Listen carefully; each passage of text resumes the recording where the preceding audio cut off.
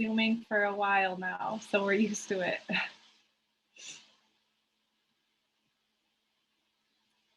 Link, do you want to say anything before we start about the library? Yeah, my name is Link. I'm a librarian with the Free Library at the Fumo Branch in South Philly. Thank you all for being here today. This program is funded through Elizabeth Fiedler's office, who's a state representative. So I guess thank you to her and her office for providing libraries with some money to do extra programming. And yeah, that's all I have to say. I'm very happy to have Kelly here. And that's all. Thanks. Cool. Yeah, so my name is Kelly McCarthy. I am an herbalist. I go under the name Apothecary. That's my business name. And yeah, I teach classes about herbal medicine. I teach a 8 or 9 month class at Bertram's Garden about gardening and herbs. And I also have a practice where I see clients one-on-one and do herbal work and somatic work. And yeah, you can find out more about that stuff on my website, atticapothecary.com. I love talking about sleep because, you know, our bodies are mysterious in general, but sleep especially is like, it's a tricky thing. So yeah, we'll be talking a little bit, you know, there's so many things that can affect sleep and can support sleep. And we have an hour, which is a, you know, kind of short amount of time for talking about this stuff. So we'll really be focusing on the herbs, but before we get into the herbs, I think it's helpful to talk just briefly about, you know, what are some of the reasons that people have trouble sleeping? Worry, stress, you know, these ones we know, these ones are super common, obvious. There's also pain, physical pain and discomfort. And so it's helpful to think about that if we are trying to figure out, you know, which herbs might we use. It's like, do we want to use herbs that might address more of the stress piece or herbs that address more of the pain piece? One thing that I see in my practice a lot is that can disrupt people's sleep is blood sugar dysregulation. So a lot of times what happens is somebody will have a low blood sugar in the middle of the night and then that wakes them up. This can happen for a variety of reasons, but one of the simple things that you can do to help that from happening, keep that from happening, is to have a little snack before bed. And especially something that has a little bit of protein and a little bit of fat. So cheese and crackers, apple and peanut butter, yogurt. You know, I think there's a lot of information out there like, no, don't eat before bed. It will mess up your sleep. And I think that I do find people waking up in the night and if you're waking up from blood sugar dysregulation, usually you're hungry when you wake up. So that can also just be about not getting enough calories that day. If you like skipped lunch or didn't have much for dinner. But if it's happening on a regular basis, just having a snack before bed can really help people sleep through the night because their blood sugar stays steadier.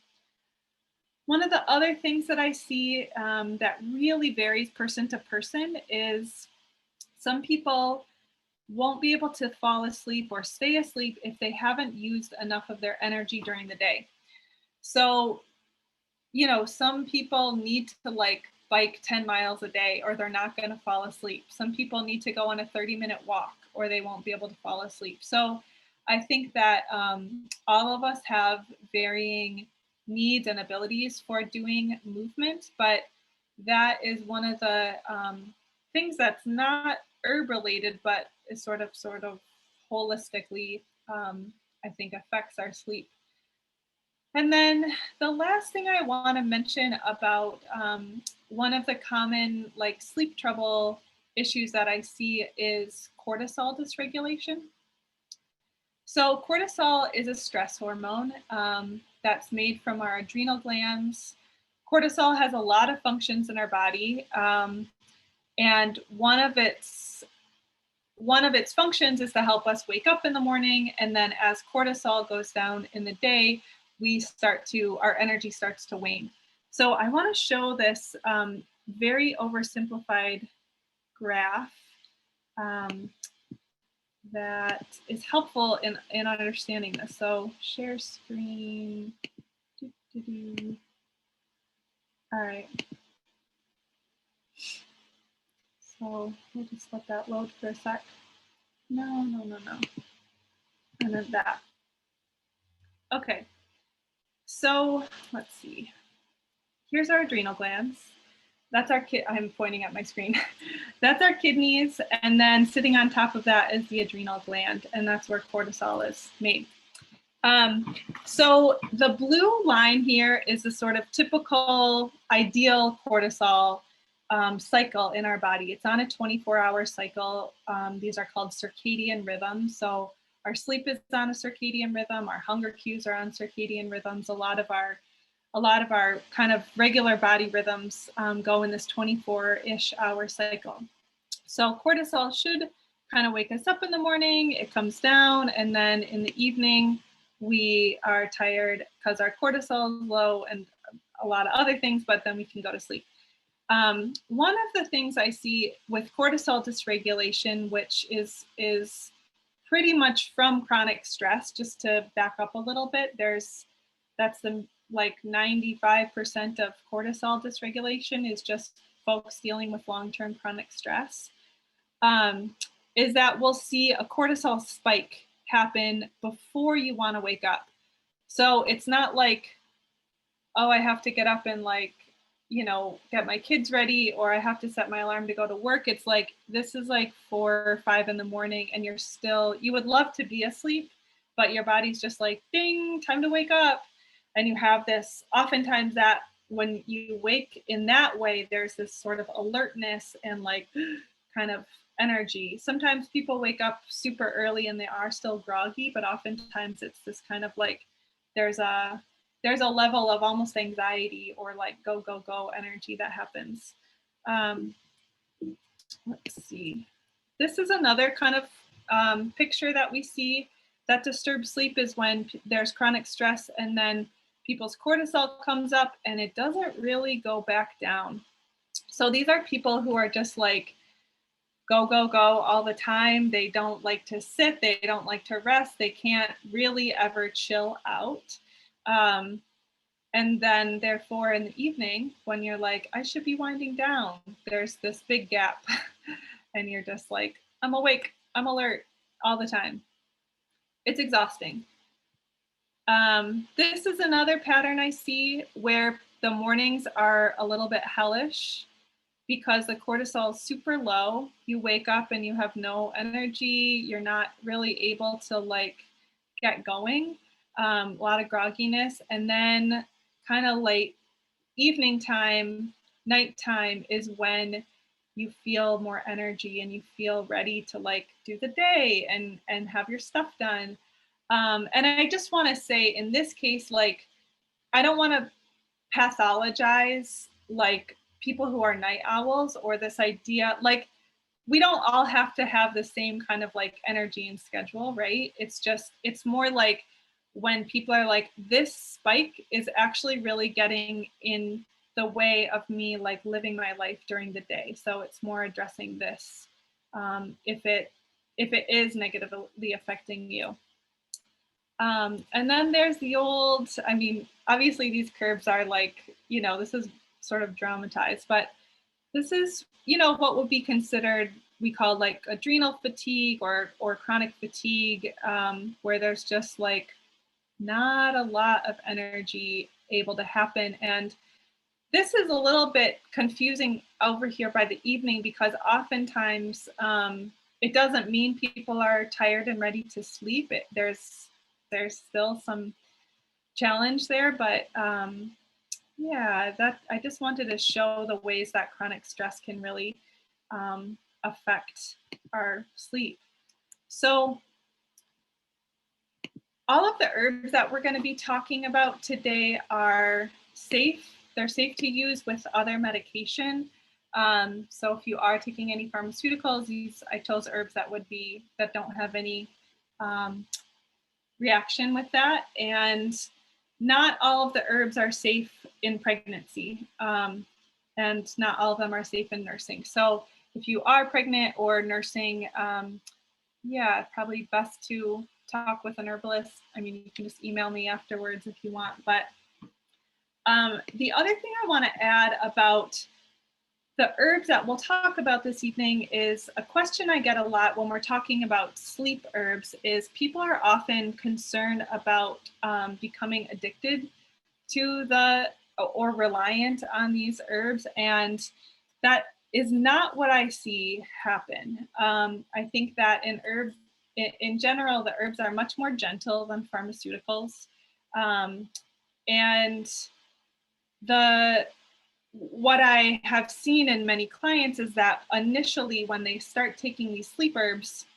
there's a lot, you have to take a higher dose, you're taking it more frequently, and then over usually a period of a couple of months, your body just starts to remember this kind of sleep cycle that it wants to be in.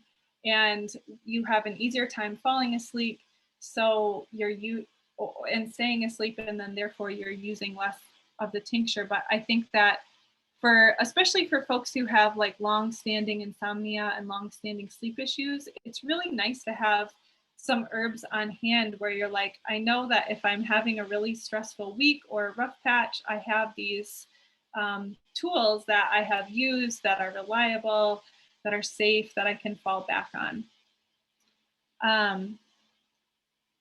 A lot of the herbs that I use for sleep specifically, I tend to use more tinctures than teas.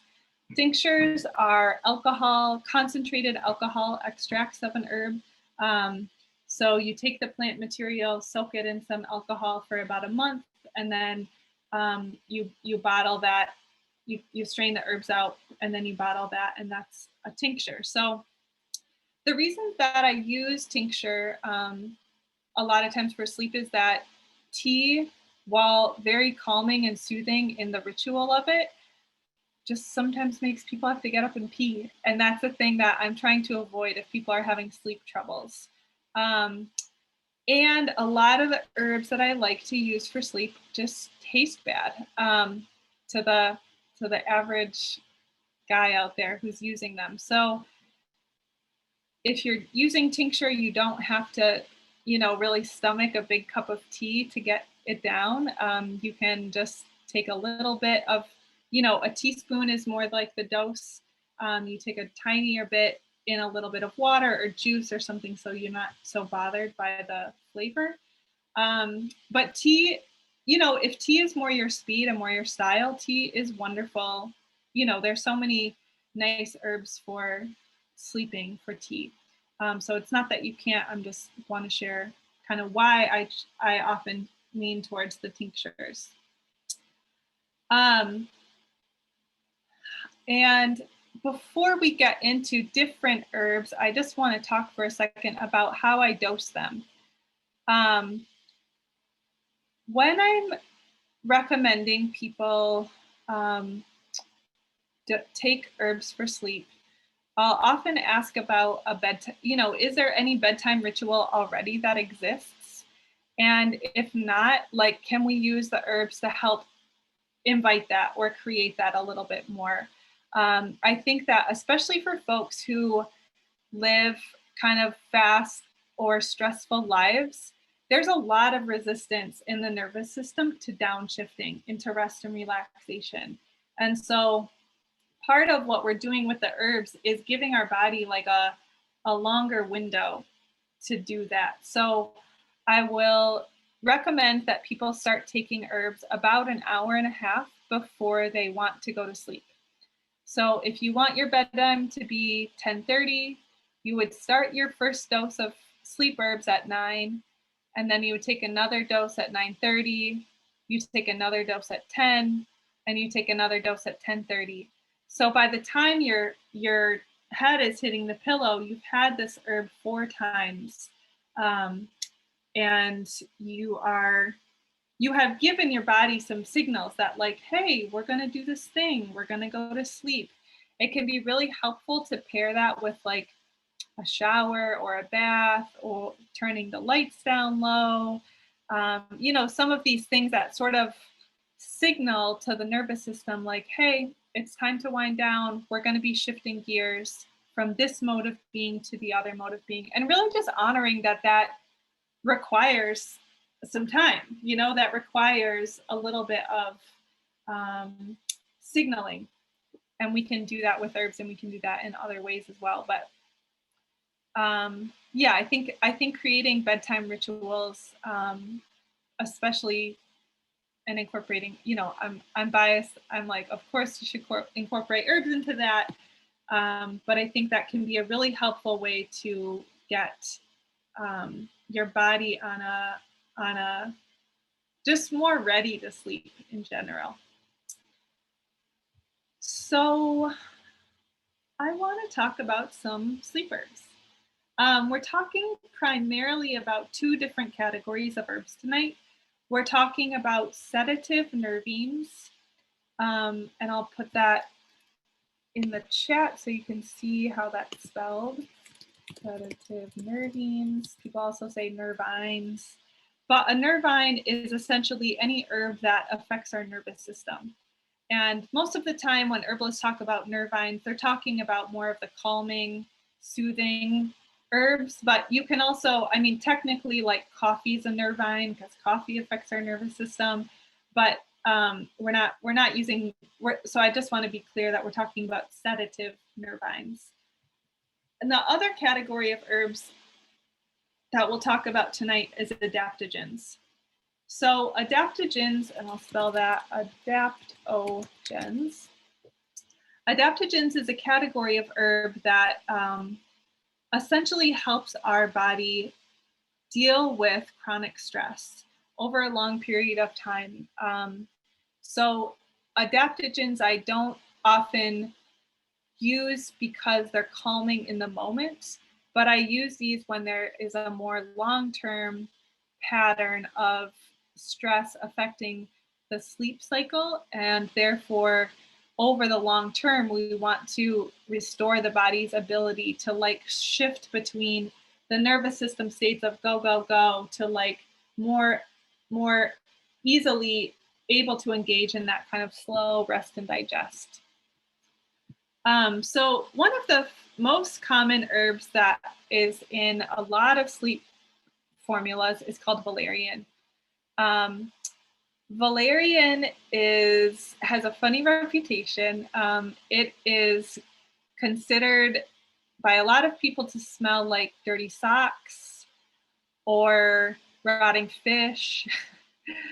And then there's other people who love it, who love the smell of it, and are like, that's so soothing to me.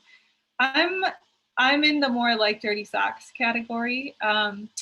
Valerian is it's an intense herb, and it's not the first herb that I choose when I'm making a sleep formula. And the reason is that there's actually 2 big reasons for valerian.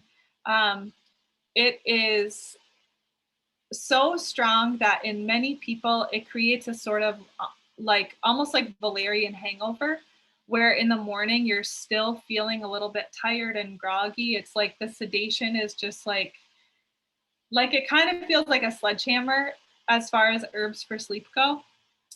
And then the other thing about valerian is that there are about 10% of people for whom valerian is, rather than being calming and sedating, is actually just really like enlivening, and basically it kind of wakes them up. So I'm always cautious about valerian, but I wanted to bring it up right away because if you go to the store and like get a tea blend for sleep or get some tinctures for sleep, so many sleep formulas have valerian in them. And I'm like, cool, valerian's great. It's very, when it works, it works. But also, it's not my first choice. My other caution about valerian is because it's such a strong sedative, it's actually contraindicated in people with depression. Because over a longer period of time, it can start to depress the nervous system. So, if someone has depression and wants to use valerian for like a week or two to get their sleep back on track, I'm not worried about that. But if someone is going to be using valerian in every single night for their main sleep calming herb at night, I would just not want to choose that herb if people were, worried about depressive tendencies. The next herb that I want to mention that is also very popular, but also not my favorite, these are like my cautionary tale herbs, is hops. So hops is, if you've ever had a hops tincture, it tastes pretty much like pale ale. Hops is the flavor of most like IPAs or more, it's the bittering agent in many, many beers. And there's actually this interesting history with hops where in the 1500s, in Germany, the church and the state created this law that all beer could only be brewed with 4 ingredients. It was water, yeast, barley, and hops, because hops is so sedating. And people used to, like, peasants were brewing beer with all sorts of like wild herbs, and it would make them like not only intoxicated but like having these psychedelic experiences. And the church was like, no, we're trying to do Christianity here, we're just doing hops. If you brew beer without hops, it's illegal. So let's sedate the masses essentially. And I caution people around using hops because of the similar things with valerian. It's super sedating. It's very likely to give you a sort of groggy feeling the next day. And it is not great for depression over the long period of time. Hops is also in tons and tons of sleep formulas because it's like, it really works. It really, really works. So if you've tried this and you've tried that and you haven't really been having any success, hops I kind of reserve for like, oh wow, none of these other sleep herbs are really touching this. And specifically, I think that hops is helpful for getting us to fall asleep at night. I don't really use it much for the like early morning waking or the waking in the middle of the night. But for that, like, I just can't fall asleep. Hops is very supportive and effective. My number one actual favorite sleep herb is passion flower. As I'm talking about this, I'm like, man, I should have made a slideshow. I kind of like forgot about the technological possibilities here, but actually I do have a picture of passion flower because this is just so, you just gotta see it. It's so wacky. So passion flower is just incredible. It grows in Philadelphia. It's a native plant here. It's very easy to grow, as in it's considered very weedy. So if you do want to grow passion flower, I would be cautious about where you put it. It will take over like a whole fence, or yeah, it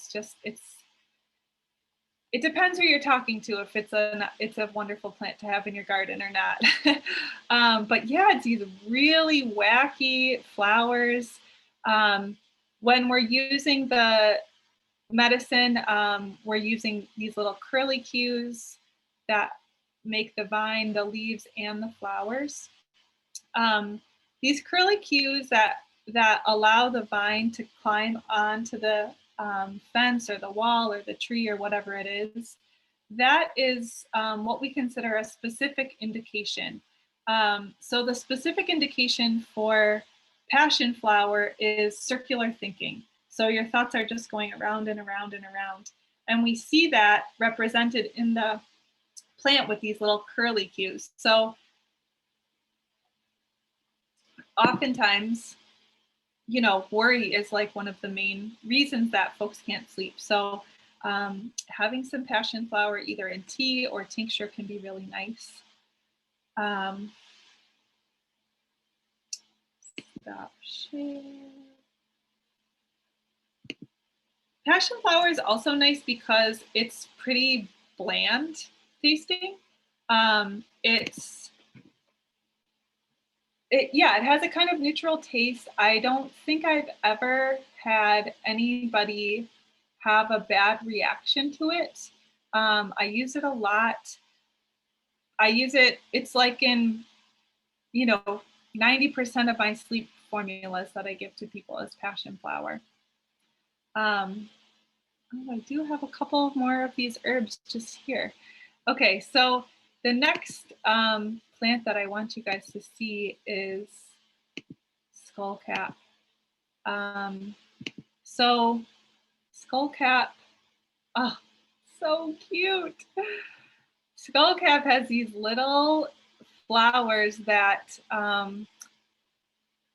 people talk about them as being these little helmets that would go over your head. And I think about skullcap for people who are just really in their heads and they're like, they need a kind of, my friend calls it the happy helmet. They need just a helmet to kind of like calm everything down. Skullcap is pretty bitter. I mean, I don't find it very bitter actually, but I don't trust my gauge of what is bitter. Some people find it terribly bitter, but I think to me, it has a kind of similar taste and bitterness as green tea. So that's tolerable for a lot of people. Skullcap is, I think, varies a lot in quality. So if you can get skullcap from a local herb farm, I think that's great. We have a bunch of them right around Philadelphia. We're very lucky. There's Tooth of the Lion Farm and Barefoot Botanicals.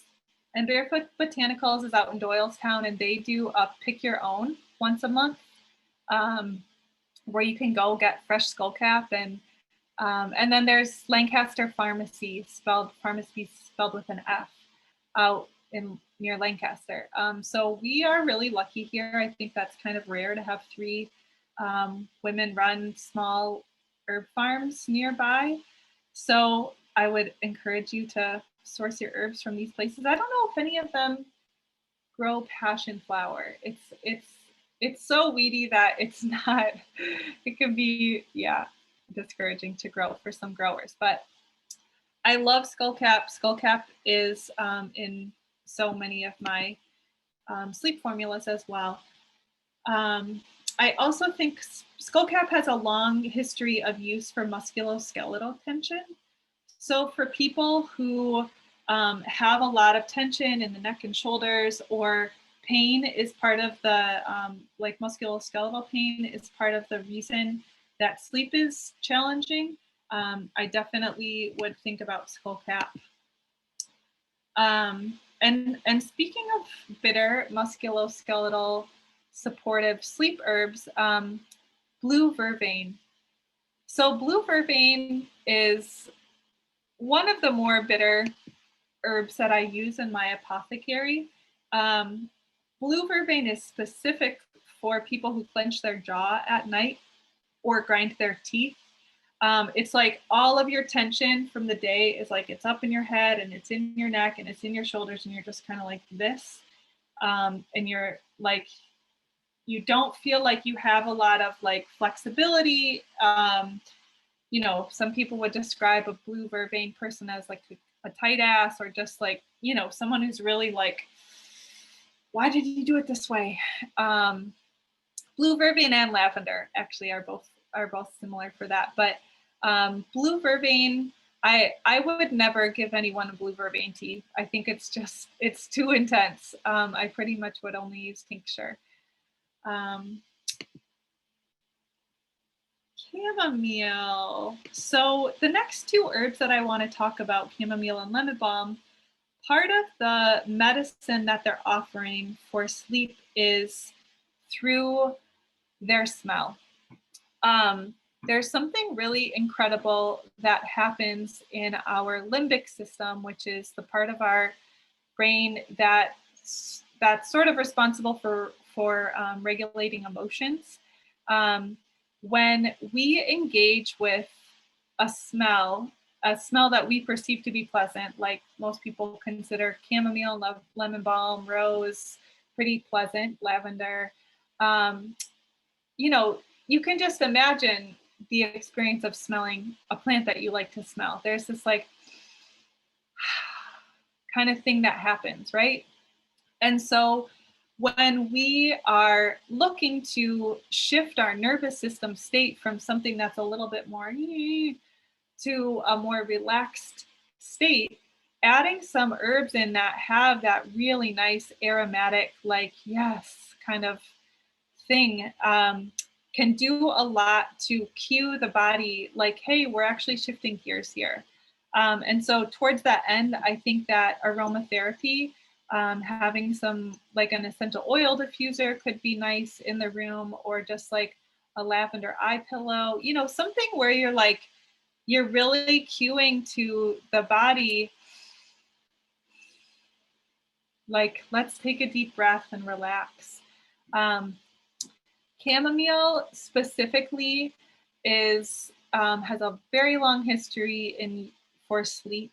Um, in Victorian England, people planted chamomile lawns, and specifically so you would go and take a nap in your lawn. And I'm like, why does anyone have grass? I'm working on getting a full chamomile lawn.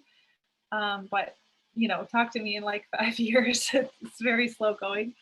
Um, but yeah, chamomile has this very lovely, gentle.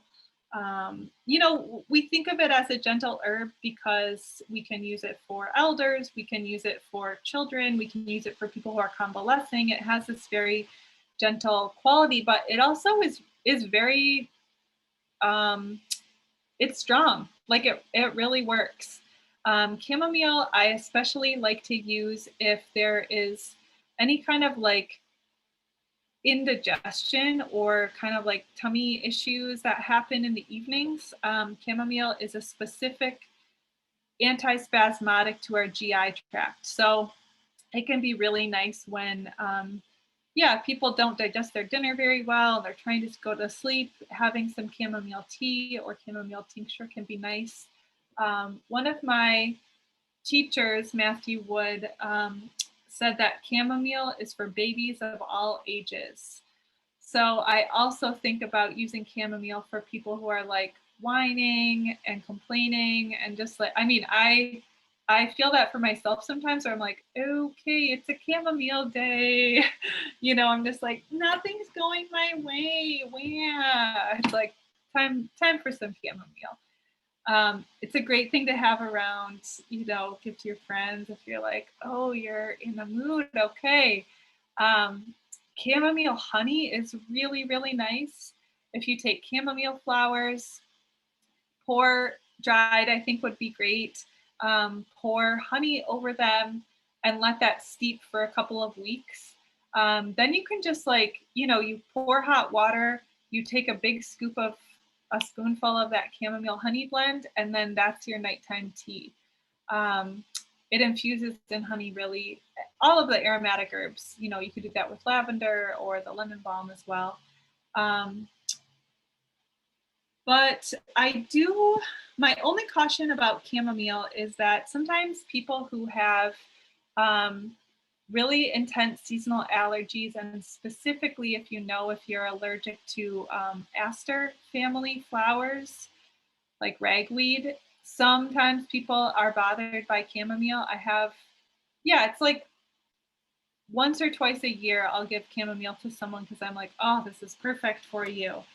And then they're like, actually, it makes my throat a little itchy, or it makes them feel a little bit irritable. So it's not frequent, but it is something to look out for, especially, all the people who come to mind who that's happened to are people who have a lot of already have a lot of environmental sensitivities. So folks who are, can't, like, laundry detergent and smells are just like will set them off. So if that is you, chamomiles, maybe I would just try it with caution, because there definitely are people in that camp who can have chamomile and love it, and it's just fine. But yeah, and then the last sedative nervine I want to talk about, and then I'll take a moment for questions before we talk about adaptogens, is lemon balm. So I love lemon balm. I don't think of lemon balm as being super sedating just on its own. I often combine it with something like passion flower or skullcap. Lemon balm is considered a calming, uplifting herb. So that's confusing because it, a lot of our nervines, our aromatic nervines, are calming and uplifting. And one of my teachers, Jim McDonald, talks about how can we understand this like calming, uplifting thing is a really good head scratch. So if you want to, I would just encourage you to scratch your head for a second. And then you get to feel like, oh, it's kind of bothering me. And then, oh yeah, that feels nice. So that's kind of how lemon balm works. It's a little bit like, hello, good morning, or like, hello, good evening. We're shifting now. We're doing that like transition from the day to the evening. Lemon balm is also an herb that I use a lot for folks with anxiety and depression. So if that's part of the picture with sleep disturbances, having lemon balm in the sleep formula can be really nice. And it also has a really sweet taste, or not literally sweet, but nice taste. So if you are wanting to stick with the more like yummy tea herbs, I would definitely consider chamomile and lemon balm. Skullcap and passion flower are okay. They're not going to be like delicious on their own, but adding a little bit of chamomile and lemon balm would be nice. So yeah, I just want to pause and see if anybody has questions. You can type it in the chat. You can come off mute, but then we'll talk about adaptogen herbs in a minute.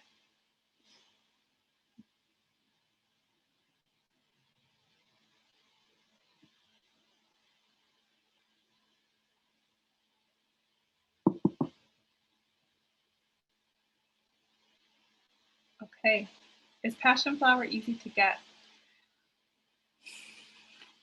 I have gotten passion flower from people who have a passion vine growing in their yard who are like, help, somebody come and take all of this away.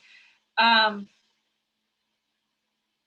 think you can definitely get it. Like, tincture is a lot easier to find of passion flower than dried passion flower is, but you definitely can get passion flower. And on my website, I have a couple, I have a list, I have a resources tab, and on there I have some places that I personally get herbs. And so you can probably get herbs from some of those places as well. I can't think offhand who sells passion flower because I've never bought it because it's like one of the gardener kind of nightmare herbs. So if you have any friends who have like a community garden or a farm, they might know. Will chamomile be okay for babies, toddlers with interrupted sleep? And what would be the best way for them to take it? Yeah, generally chamomile is safe for babies. And I actually recommend chamomile popsicles for teething. So that's just taking a strong chamomile infusion and freezing it. Oh, thank you, Link.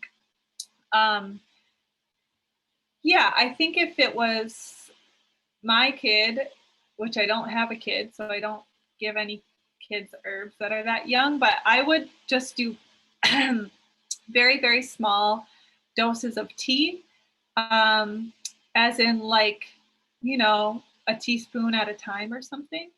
Um, the other way that I've used herbs with babies, and this is like little babies, is just putting drops of tincture right on their belly.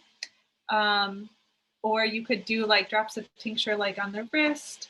Um, so yeah, if the baby's like really, still just only having milk, I might do that. And if that's not working, then I would do a little bit of like teaspoon at a time chamomile tea.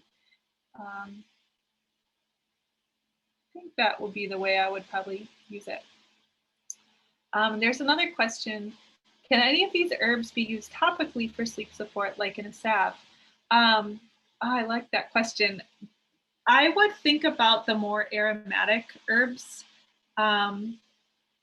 like chamomile, lemon balm, lavender, I think could make a nice sleep salve. I think that the transdermal absorption of herbs is kind of slow, but that also could work if you're starting to do the salve like an hour and a half before bed. And like, you put a little bit of salve on your temples an hour and a half before bed, you do it again on every half hour up to bedtime. I don't personally do a ton of topical remedies other than for like topical issues, like you have a rash or you have a cut or something. So it's not really my wheelhouse, but I would think about the aromatics, and it would be interesting to experiment with something like skullcap or passion flower, but I don't have any experience with that. Deborah asks, how long does a 2-ounce tincture last? Yeah, so if you are doing the dosage that I recommended, which I actually didn't say exactly, 1/4 of a teaspoon, 4 times before bed, that goes pretty fast. That could be gone in 2 weeks. But that's like about as high of a dose as you would be using. And so you might find that, a lot of times people will go through their first 2-ounce tincture pretty fast, and then the second 2-ounce tincture a little bit slower and a little bit slower over time. But yeah, I have people getting refills of sleep tinctures. It just varies so much sometimes. And that's what I say when I give someone a 2-ounce bottle for sleep. I say, this could last 2 weeks, or this could last 2 months, depending on how much you need and how often you use it. So the dosage that I was talking about was 1/4 of a teaspoon every 30 minutes, starting 90 minutes before bed. And if 1/4 of a teaspoon, I don't have a dropper bottle, I have this bigger bottle in front of me, but is usually about 2 dropperfuls. It's about 2 or 3 dropperfuls. I'm going to talk about adaptogens for the last 10 minutes. So adaptogens, this is the category of herbs that really helps with that long-term chronic stress piece that often is affecting the sleep cycle.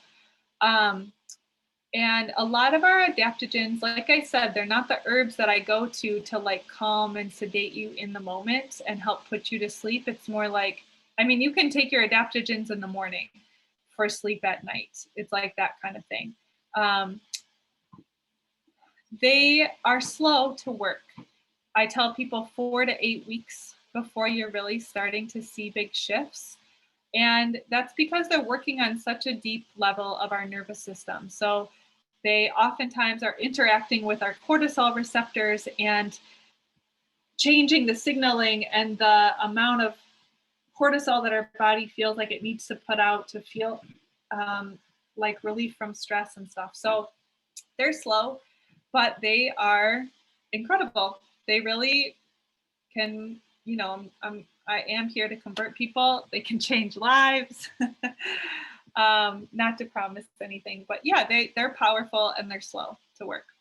So the first adaptogen that I want to mention, because it has such a long history with sleep support, is ashwagandha. And I'll put that spelling of that in the chat. Ashwagandha. Um, Ashwagandha, I have learned about from Ayurvedic medicine, medicine of the Indian subcontinent, and it's native to North Africa and has been used like um, North Africa, Swana region over into India for thousands of years for sleep, um, for vitality. So I think about ashwagandha for someone who's so tired that they can't fall asleep. Like their the ashwagandha person is like very like wound up and is like has a really hard time shifting into that more slow, calm um, state of being. Um, Traditionally in India, it is taken in a little bit of milk, warm milk at night. The constituents in ashwagandha are fat soluble. So if you do want to make tea with it, you need to put, you can cook it in a little bit of milk, or you can put some creamer that has fat in it as you're taking it. And I love ashwagandha milk in the winter. In the summer, it's like I'm not trying to drink hot milk when it's like 90 degrees out. But in winter, it can be really nice with a little bit of honey and cinnamon and nutmeg, just like these like kind of warming aromatic spices, because the taste is it's intense. Um, Ashwagandha is in the potato and tomato family. So if someone has severe allergies to nightshades, I'm cautious about using ashwagandha. I probably would not choose that for their adaptogen. But yeah, you can get it in tea form, you can get it in tincture form, you can get it in powder form. Powder is often the cheapest and easiest, not necessarily easy, but easier than making tea, because you just take a little bit of powder, a little bit of milk, and just shoot it. One of my other favorite adaptogens for sleep is reishi mushroom.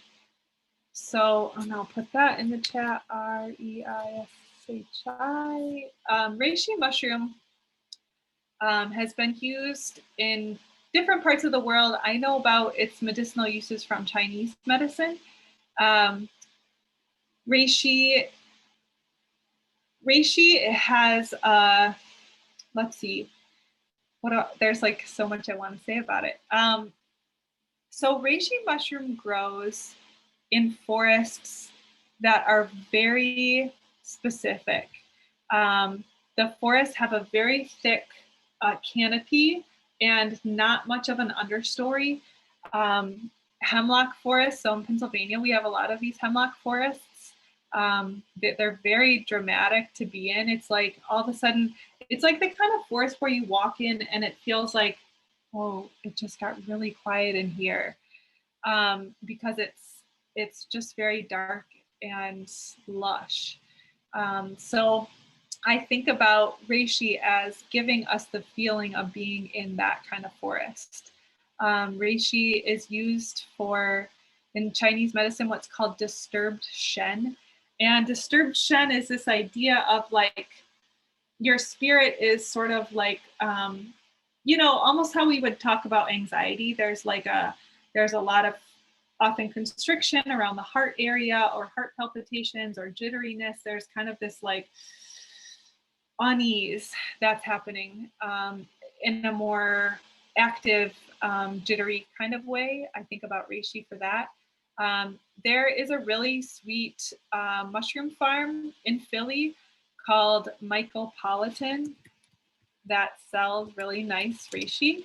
Reishi can be kind of expensive compared to other herbs, but it lasts for a really long time. You can put it in broth for like soup stock. You can't eat reishi mushroom itself. It's too like tough and fibrous, but you can definitely put it in, you can make you can make like a mushroom broth with reishi if you don't want to do tea or tincture. And then the last adaptogen I want to talk about is licorice root. Licorice root does have some cautions. Licorice root actually is the exception. This is one of the herbs that would not be safe with all medication. It would not be safe if you're taking a diuretic because it can affect the body's sodium potassium balance but yeah, that's the big caution about licorice, is that if you're on a diuretic, it's probably not for you. Licorice, I love licorice. It's a little bit sweet. It does not taste like licorice candy.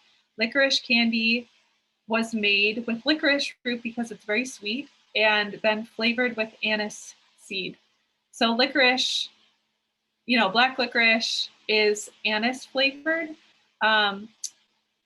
But licorice itself is a particular flavor that some people really don't like because it is very sweet. Yeah, but it's a very gentle, soothing. It's used a lot for like sore throat, irritation, this kind of like irritable picture. So it has this quality of just being kind of like generally soothing to the tissue, but then also to the nervous system itself. And it tastes pretty good. So that was one of the other reasons that I wanted to choose licorice. Yeah, it can be made into tea, tincture, powder as well. I have licorice powder. I stir licorice powder into my yogurt most days, and that tastes pretty good to me. And that's how I get my licorice. But yeah, we have 5 more minutes. I want to just pause and see if there's other questions.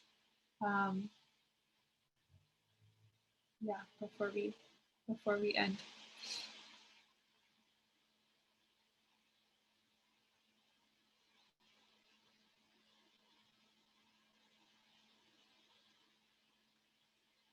So there's a question. I have a bunch of dried reishi. How do I make the broth?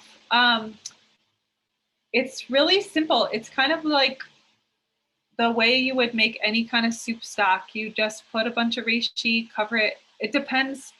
What's the ratio? I think I would do about a cup of dried reishi mushroom to a gallon of water, just off the top of my head. And then just simmer it. Reishi is a very long simmer. So like 6 hours, 8 hours with the lid on. You could do a crock pot overnight if you have a crock pot. And it's up to you if you want to add like onions and carrots and bay leaves and all that kind of stuff, or you could just keep it kind of straight, plain old reishi. If you want to use it as the base for soup, I would personally probably add some of the other stuff just because reishi itself is a little bit bitter and not like the most yummy soup stock. But yeah. Ideal blend for a nighttime sleep tea with the loose herbs you mentioned. My ideal blend would be equal parts of lemon balm, skullcap, and chamomile. If you like lavender, a tiny, tiny bit of lavender, but lavender can be really overpowering. And then the medicinal dose is 1 tablespoon of dried herbs per 1 cup of water. And when you're making medicinal tea, as opposed to just like a tea that you want to enjoy, for whatever, I let it steep a little bit longer. So I might even let that steep for an hour, but at least 30 minutes. Put a lid on the cup while it's steeping so that all of those aromatic volatile oils stay inside and that you're getting those. That's a good part of the medicine. But yeah, that will be my sleep blend idea, tea, sleep.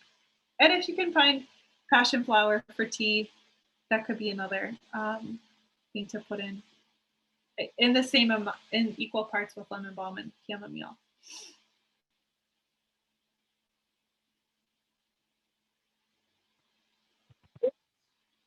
I have a question. Yeah. Okay, so I've been looking into the REM sleep cycle and how it affects processing trauma.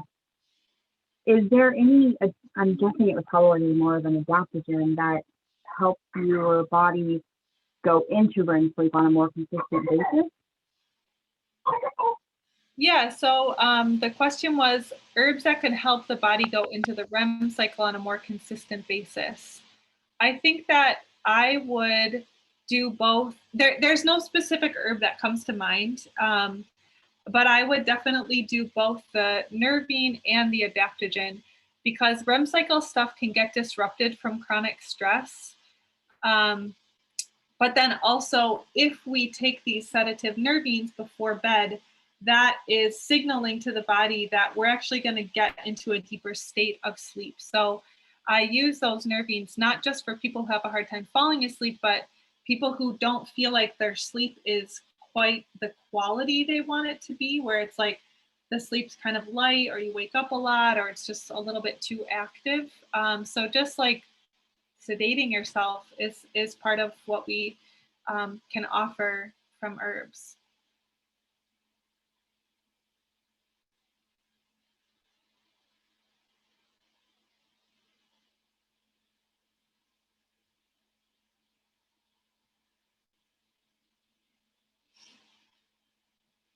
Well, friends, it's 7 o'clock. I'm teaching another workshop 1 week from this evening, same time, same place, about using the medicinal uses of kitchen herbs, kitchen spices. And then I'm also teaching a week or 2 weeks from now on Wednesday, using herbs for anxiety. So it's actually, there's a lot of overlap with this stuff. So if you want to hear some of it again and go a little bit deeper and have a talk more about daytime use, that is a free sliding scale class that benefits the Philly Herb Hub. So registration for that is on my website, Apothecary. And yeah, you can also sign up for my newsletter there, stay up to date. There's a question, one last question. What about chamomile capsules? Yeah, chamomile capsules, nice. I don't love capsules just because I'm not always sure about the quality of the herbs inside of them. But if you can break open a capsule and smell it and see, like, does that smell like chamomile? Does that sound nice? And yeah, the other non-alcoholic, non-tea version would be a chamomile glycerate. So a tincture that's made with glycerin instead of alcohol. Sorry, I didn't mention that earlier, but hopefully you're still here, Julia. And then somebody put 2 more resources in the chat. Visiting Radiance in Lancaster City, soon to restock my herb pantry. They have their own herb garden offsite. Okay, cool. And herbs from the labyrinth. So some more local herb resources. Good to know. Thank you. Well, have a great night, everybody. I hope you have a wonderful, restful night of sleep. It's fun to wish someone good night at 7 p.m. I'll see you later.